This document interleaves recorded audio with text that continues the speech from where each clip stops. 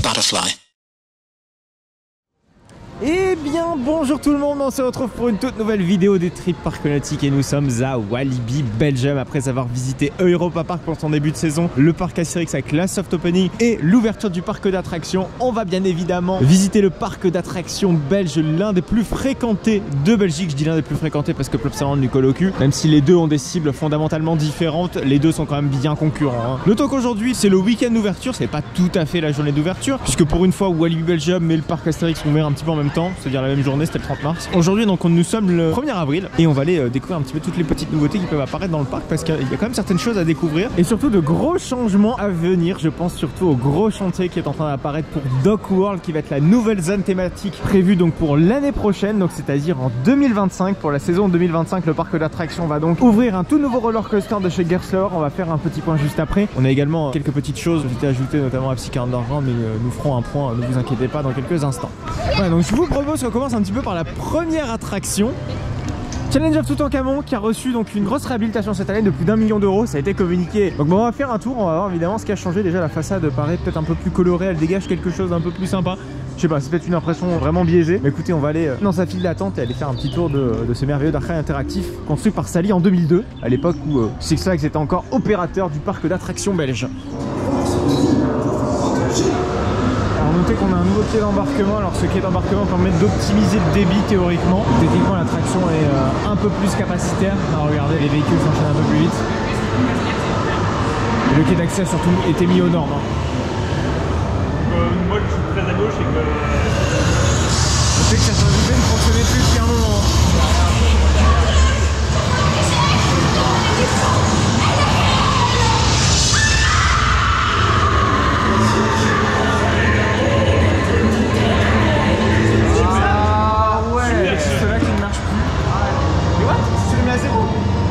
Les scores se sont remis complètement à zéro, alors qu'on avait déjà des scores assez avancés. On est en plein milieu du ride.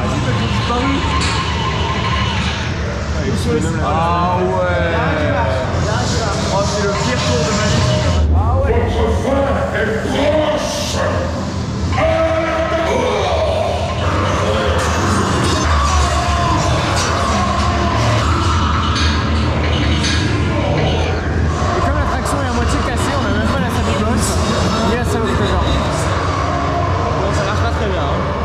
Bon, on ressort de Challenge of Toutankhamon et c'est dommage que certains effets ne fonctionnent pas malgré une réhab. Bon, c'est surtout les pistolets qui étaient vraiment emmerdants. On a certaines pertes de connexion avec le système central qui posait un réel souci sur certaines scènes en particulier, notamment au niveau des scorpions, etc. etc. C'est dommage que ça se produise alors que ça ne se produisait pas avant la réhab. Je trouve que le plus inquiétant, c'est que les pistolets ne fonctionnent pas. Bon, à la limite, les effets, voilà, c'est secondaire, c'est très bien que ça fonctionne, mais que les pistolets ne fonctionnent pas, parce que si vous marquez suffisamment de points, ça vous permet d'avoir accès au boss final et à la salle du trésor. Ouais, là, c'est dommage, quoi. Très dommage. On va commencer par parler des choses un petit peu croustillantes, c'est-à-dire sur la nouvelle zone, la future zone Dock World. Ici on a vraiment un visu assez complet de ce que va être la zone. On parlera du coaster tout à la fin, ne vous inquiétez pas. Donc la zone Dock World va englober très exactement 3 attractions déjà existantes, 3 majeures en plus, hein. Donc Pulsar, Flashback et Psycha Underground.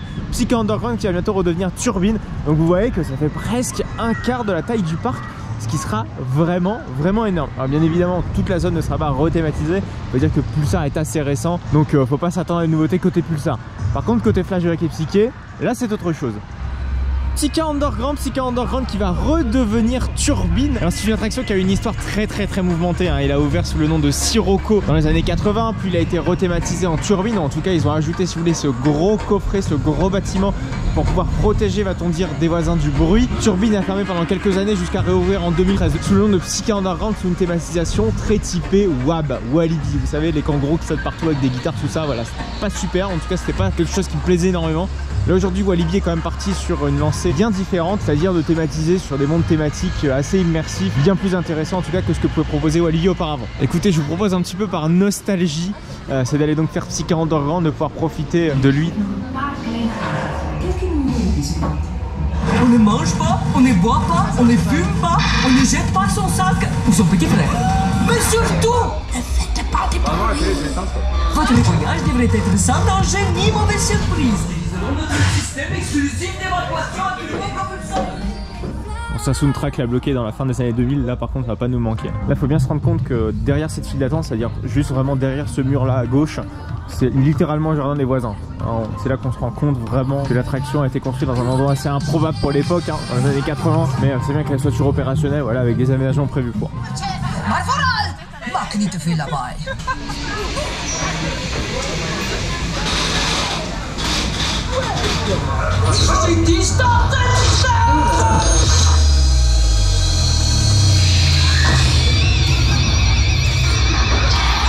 Mais c'est énorme! Vous avez regardé l'écran là? Vous avez bien vu le Turbine Project dans la vidéo là? Ah c'est énorme cette référence!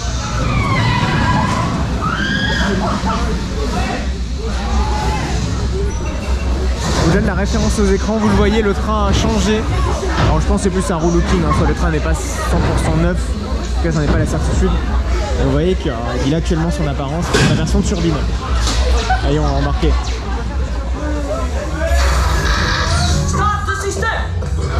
Le traditionnel écran vidéo, et vous voyez dans cet écran vidéo il y a des gens de petits prises.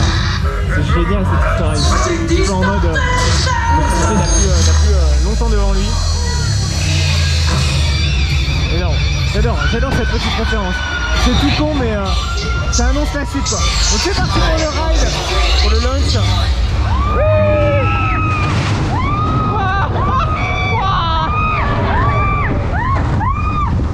On est sur la flèche. Et là on va repartir en arrière. C'est vrai qu'on monte quand même vachement haut. Attendez, on me place avant. Et là vous voyez rien du tout. Ah là là, les Loop Picture Scope, ça fait son effet quand même hein.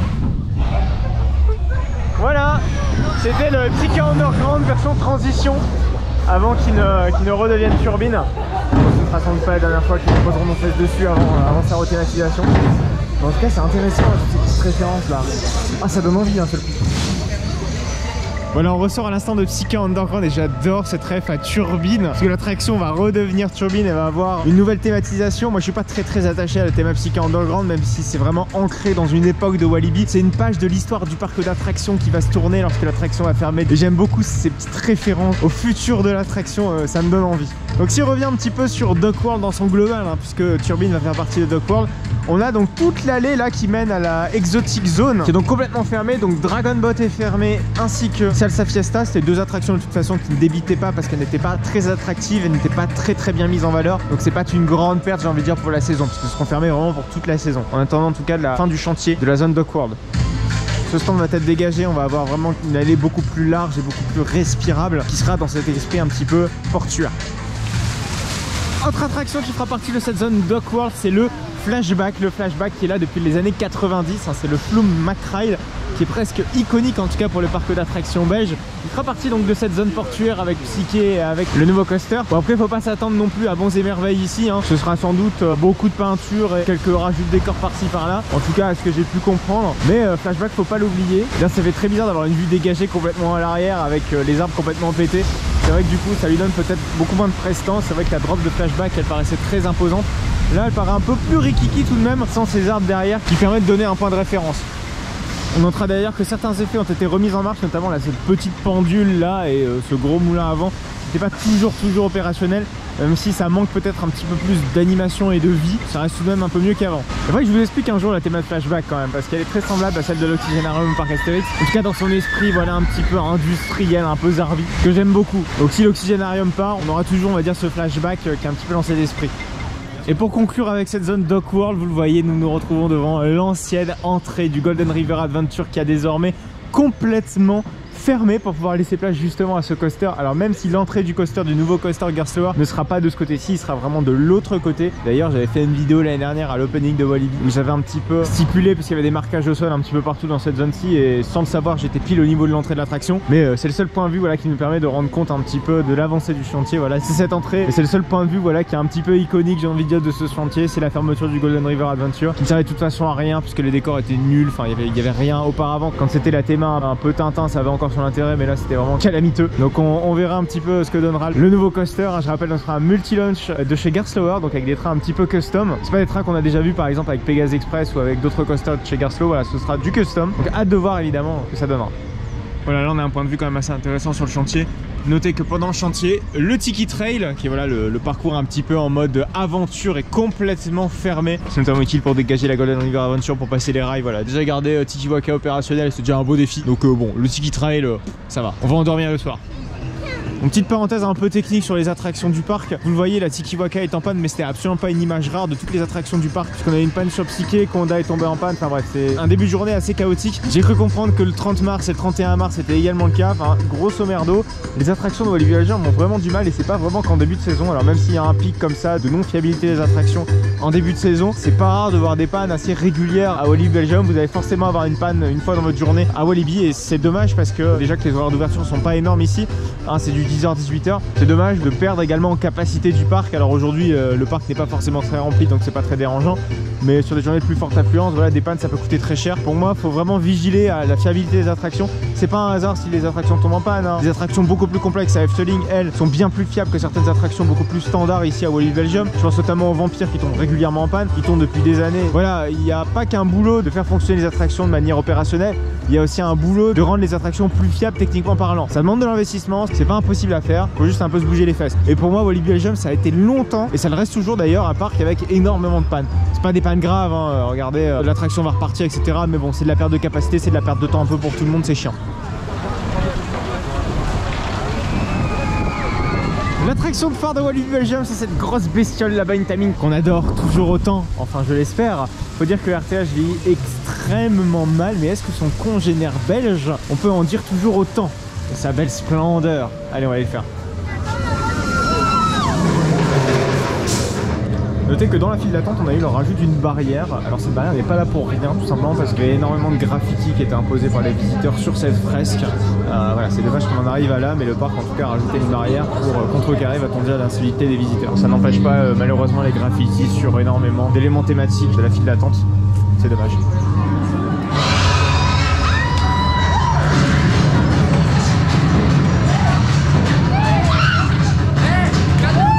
Les beaux trains Tamine, version 2021. Ils ont de légères modifications quand même, hein, entre celles beaucoup plus récentes, des versions plus récentes avec par exemple Tatis. Regardez la barre, elles vont littéralement se cogner là-haut. Bon, ça peut causer l'usure, hein. C'est pour ça que sur Tatis, la levée des la barre est beaucoup plus douce. Allez, le Conda. Donc le lift à chaîne évidemment tout à fait classico, c'est vrai que c'est pensé un petit peu à Hyper-Rayon et non Hyper-Ria, la version Mac qui arrivera plus tard à Star Park, mais bref, je vais parler d'Hyper-Rayon, ne serait-ce qu'avec ce catwalk qui est assez semblable, mais sans ces trains complètement démesurés, la 4 places. Donc là c'est beaucoup plus classique. Oui,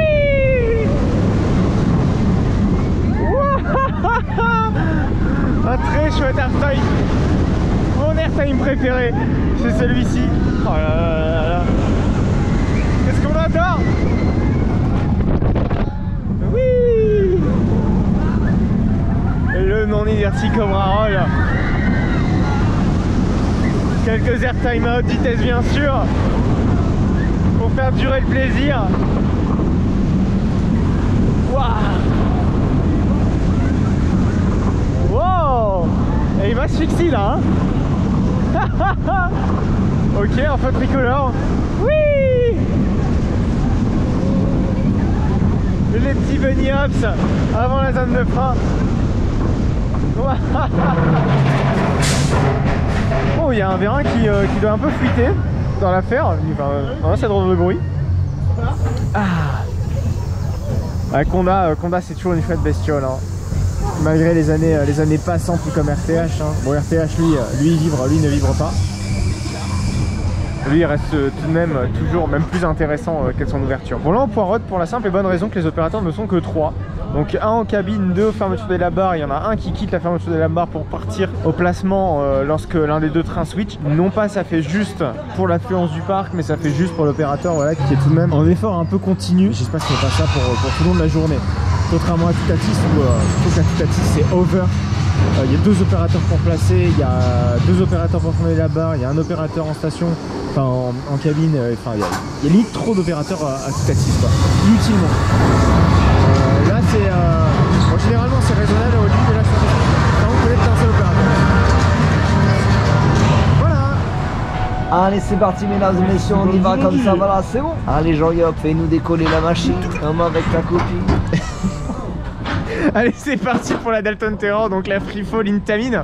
Oh on va avoir donc une belle vue, alors je fais mon étonné mais bien évidemment c'est volontaire, pour voir donc le magnifique chantier du futur Dock World avec donc la suppression de notre magnifique boat ride. Là on se rend vraiment compte de là-haut, de toute l'ampleur en tout cas, non pas des dégâts mais du chantier. Si c'est un dégât on verra ça à l'ouverture du coaster, bon j'en doute fort quand même hein. Allez, on attend donc la drop.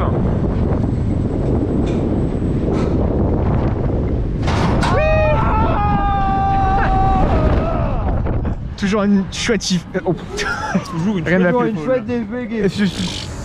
Notez que le Silverton a reçu quelques petites décorations supplémentaires, notamment ici, regardez, à l'entrée. J'apprécie vraiment que le parc, même si une attraction est déjà posée, même si une attraction est déjà réalisée, elle est déjà ouverte, qu'ils apportent des améliorations. Et c'est vrai que le parc Astérix a tendance à absolument jamais faire ça. Il y a toujours des petits éléments thématiques qui vont être ajoutés à droite et à gauche, et franchement moi j'encourage Walibi à continuer dans cette lancée.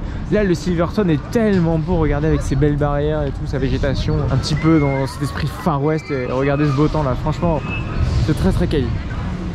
Voilà, c'est la fin de cette vidéo à Walibi Belgium qui a été monopolisée en partie par le chantier de Dock World, mais je tenais à vous faire un point un petit peu sur ce qu'allait devenir en tout cas cette zone. Elle va englober quand même pas mal d'attractions. Pour Psyché Underground, il faut bien se rendre compte que c'est énormément de perches que nous tend Walibi. Bien sûr, on ne sait pas si ces projets vont réellement aboutir hein. On en espère évidemment que ce sera le cas, mais en tout cas, une chose est sûre, c'est que le nouveau coaster sera en tout cas bien disponible l'année prochaine. Et ça, on va être très content de pouvoir le découvrir. Peut-être dans 2 ans si jamais il y a du retard, on n'espère pas. En tout cas, pour donner un bilan global de la journée, c'est vrai qu'on passe quand même une meilleure journée globalement à Walibi qu'au parc Astérix, tout simplement parce que la population peut-être est un peu moins problématique qu'au PA. Le tarif est un peu moins cher. Bon, c'est vrai qu'on n'a pas de spectacle ici, mais c'est vrai que en ayant fait le parc Astérix il y a à peine 2 jours, la différence elle est notable. Le parc est quand même bien plus agréable, et ne serait-ce que la fréquentation aujourd'hui était tout aussi agréable. Notons évidemment vraiment le bon chemin qui est en train de parcourir Walibi. On le sent un petit peu partout, dans toutes les zones du parc, dans toutes les petites modifications apportées par-ci par-là, même si ça a ses défauts par endroit hein. C'est vrai qu'on aimerait que ça accélère encore un petit peu plus. Ce qu'annonce Dock World, on a vraiment hâte de voir ce que ça va donner. Bon écoutez, je pense que c'est à peu près tout pour cette vidéo. Merci en tout cas de m'avoir suivi. On va se retrouver très bientôt pour pouvoir tester Voltron. Voltron, ce sera le nouveau gros coaster de Europa Park. Je vous invite vraiment à vous abonner à cette chaîne et à vous abonner à mon compte Instagram pour voir la vidéo et pour me suivre dans mes aventures dans les parcs d'attractions, puisque mon compte Instagram, j'y poste des stories en direct dans les parcs d'attractions. Je vous invite à découvrir une vidéo en particulier, c'est celle de la tour de numéro bis au parc Astérix. On l'avait testé donc durant la pré-ouverture. La vidéo va donc s'afficher sur la droite. Il ne me reste donc plus que quelques secondes pour aller voir la vidéo sur la tour de numéro bis au parc Astérix.